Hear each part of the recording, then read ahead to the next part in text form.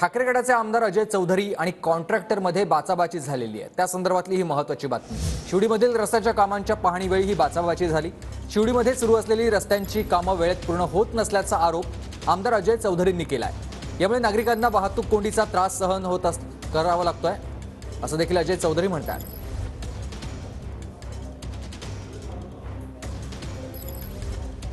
नक्की काय प्रकरण घडलं होतं? तुमच्या आणि कॉन्ट्रॅक्टरची थोड्या प्रमाणात बाचाबाची देखील झालेली पाहायला मिळत होती। नाही, दत्ताराम लाडपत हा रस्ता गेल्या 1.25 महिन्यापासून खणून ठेवलेला आहे। एकतर्फे वाहतूक तिथे ठेवलेली आहे, एकतर्फे म्हणजे वाहतूक दुतर्फी आहे, परंतु एकच वेळ तिथून ठेवलेला आहे। आणि गदा आंबेडकर मार्गावरनं बाबासाहेब आंबेडकर रोडला येण्याकरता तो एकमेव मार्ग आहे। हेवी ट्रॅफिकचा रस्ता आहे। गेल्या 1.25 महिन्यापासून कॉन्ट्रॅक्टर अतिशय बेजबाबदारपणे तिथं काम करतोय। कुठलीही जबाबदारी किती दिवसात पूर्ण करणार सांगता येत नाही।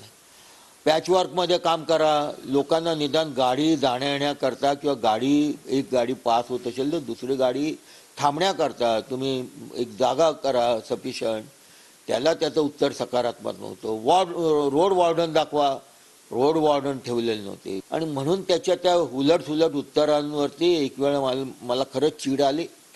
आणि मग शिवसेनाच्या स्टाईलने त्याला सांगितलं मी की येत्या 8 दिवसामध्ये हे जर रस्त्याचं काम पूर्ण केलं नाही, ते जर खड्डे बुजवले नाहीत तर मी स्वतः डंपर घेऊन येईन मातीचे आणि ते सगळे खड्डे ते जे काय खणलेले आहेत ते बुजवून टाकेन। तुम्हाला जी काय कायदेशीर कारवाई करायची असेल ते करा। कॅमेरामन सिद्धेसह निवृत्ती मराठी, मुंबई। ठेकेदारांनी पैसे एखाद्या वेळेला नाही दिले तर समजून घ्या, नाही जाऊ द्या, आता आपण अनेक वेळा वर्ष पैसे खाल्लेत, या वेळेला नाही दिले म्हणून त्यासाठी वाद कशाला घालता? मुंबईच्या हिताचा जे असेल त्याला सहकार्य करा। पण टक्केवारीमध्ये गुंतलेले काही जे लोक असतात ना, ते असे वाद घालतात आणि त्या वादाला सर्वसामान्य जनताला त्याच्याबद्दल चीड निर्माण होते। नाही, असं असेल की त्यांचा व्हिडिओ हे आदित्य ठाकरेच्याच गटाने कदाचित काढला असेल मुद्दामून।